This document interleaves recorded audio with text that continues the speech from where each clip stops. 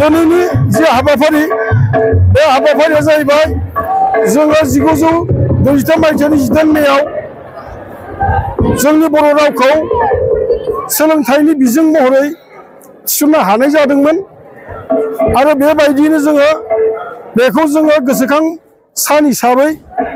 जोंनि बर' थुनलाइ आफादा फालिबोगासिनो दङ आरो फालिबाय थागोन। दिनै बाक्सा जिल्ला बर' थुनलाइ आफादा जबादं गुदि बर' थुनलाइ आफादनि बरायनायजों दिनै खुंनो लादों आरो बे खुंनाय लेखा गिबि जोंनि हाबाफारि जोंहा आफादनि फिरफिला बिर होनाय बे बिर होनायखौ जोङो मावफुंनाय जाहैबाय आरो बिनि नैथि हाबाफारि लेखा जोङो मुंख्लं आरो रुंसारिफोरनो बिबार बावनाय बे बावनाय हाबाफारियाबो जोबलांबाय। दा बिनि 11 रिंगायाव सानजौफुनि 11 रिंगायाव जोंनि जि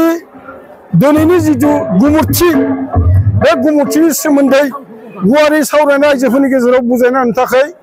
जों आलासि लिंना लाबोदों। बिथाङा जाबाय दुलाराय ट्राइबेल संघनि बारग' नेहाथारि थानेस्वर बर' बिथांखौ गिबि आलासि महरै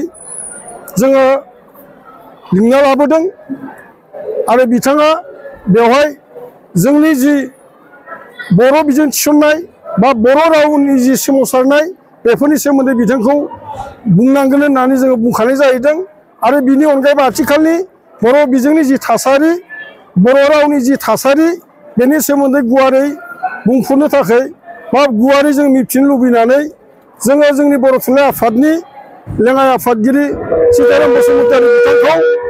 जोङो थिखानाय आलासि महरै जोङो हांख्रायदों। बिथाङाबो फैगासिनो दं, सफैगोन आरो बिथाङा जोंनि जि मावनो गोनां जि मावबोबाय बर' थुनलाइ आफादा बेनि सोमोन्दै बिथाङा दिनै बुंफोरगोन आरो बेखौ जोङो बाक्सा जिल्ला बर' थुनलाइ आफादनिफ्राय जों बिथांखौ मिथिखा होदों जे जोंनो बेखिनि बाथ्राखौ जोंनो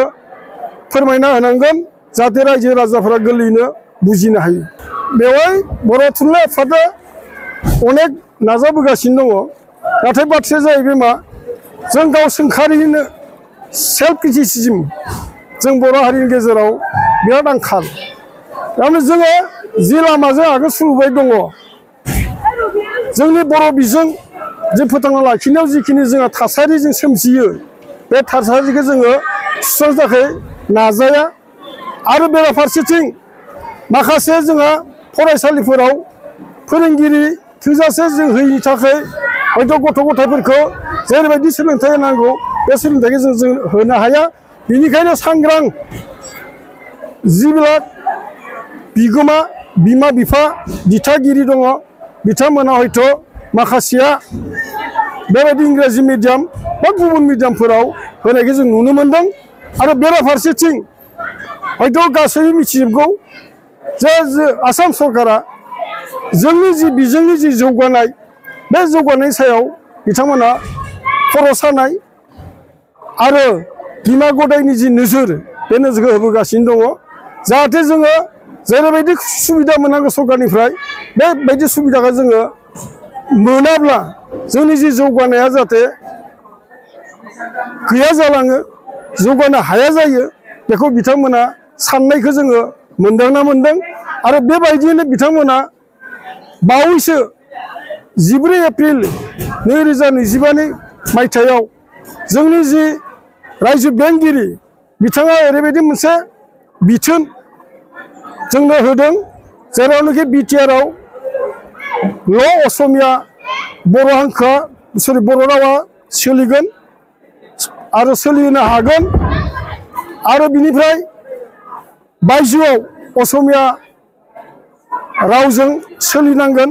बे बाथ्राखौ बिथोन होदों। नाथाय बेवहाय जोंहा बर' साहित्य सभाया बेरेखा दङ, बेखौ गनायनो हाया मानोना जोंहा बिटिआरआवल' बर' गैया जे बिटिआरनि बायजोआव बिकेडब्लिउसिआवबो अनेक बर' दङ दा बै बर'फोराबो बर' बिजोंजों फरायनो हास्थायो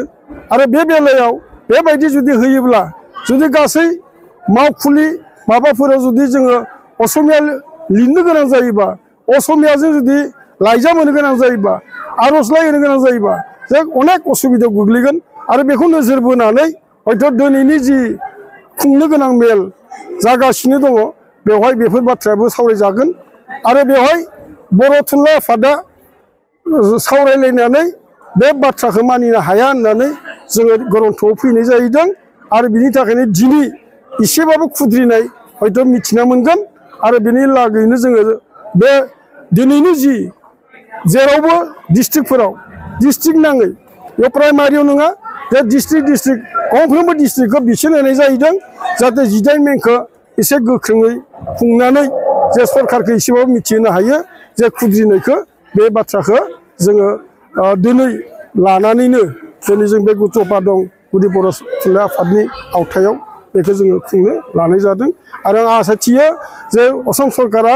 एसेब्ला बेखौ साननो गोनां जायो आरो अदेबानि मोनसे बाथ्राखौ बुंखानो लुबैदों जे दिनै जोंहा मडेल कलेज गंथाम लानाय जाहैदों बेनो जाबाय सनितपुराव बालिपारा आरो बिनिफ्राय बाक्सायाव जाहैबाय मुसलपुर बरिमुखाव आरो बिनिफ्राय गवालपारायाव जाहैबाय आमजंखायाव दा बे मडेल कलेजाव जिबिलाक बिबुंगोरा लागोन जिबिलाक लाइब्रेरियान लागोन बेफोरखौ असमिया रावजों बेहाय गासै माबाखौ खामानिखौ मावफुंगोन होननानै बे बिथिङाव दङ आरो बेखौ जों गनायनो हाया जुदि बेबायदि जायोबा बर' बिजोंजों फरायनानै जिबिलाकआ हयथ' बिबुंगोरा जानो हयथ' हास्थायदोंमोन बिथांमोना हयथ' एसे गोजानाव थानो नांगोन आरो बेफोरबायदिनो बे बर' बिजोंनि फरायनाय गथ'फोरखौ माखासे बेवहाय बन्सित खालामनानै दिनै असम सरकारा बेबायदि मोनसे फाखन फान्दायनानै जोंनि बर' मिडियामनि जि फरायनो गोसो थानाय बे गोसो थानाय माखासेखौ होबथानाय इनडाइरेक्टलि जाहैदों आरो फरायसाफोरनि थाखाय मोनसे फोसावथाय सोलोंथाइ बोसोर 2025-26 नि फरायसाफोरनि थाखाय गोदानै मुं थिसननाया दासान्दि सापागुरिनि डन बस्क' डिग्री कलेजाव सोलिगासिनो डन बस्क' डिग्री कलेजाव BA अनार्सनि थाखाय बड' इक'नमिक्स इंलिश एडुकेशननि हिस्ट्री पलिटिकल साइन्स आरो BCom अनार्सनि थाखाय एकाउन्टेन्सि फाइनान्स हिउमेन रिसोर्स मेनेजमेन्टनि मुं थिसननाया सोलिगासिनो बे कलेजाव रोंगौथि गोनां फोरोंगिरिनि फोरोंथाय होनाय फरायसुला फरायसुलिफोरनि थाखाय आलादा हस्टेलनि खाबुबो दं लोगोसेनो जानो हाथाव फरायसाफोरनि थाखाय स्कलारशिपनि खाबुबो होनाय जादों जुदि गोसो गोनां फरायसाफ्रा सापागुरिनि डन बस्क' डिग्री कलेजाव गोदानै मुं थिसनोब्ला नैबे मबाइल नम्बर 9365551959 नङाब्ला 7086117662 आव थोंजोङै फोनांजाब खालामनो हागोन।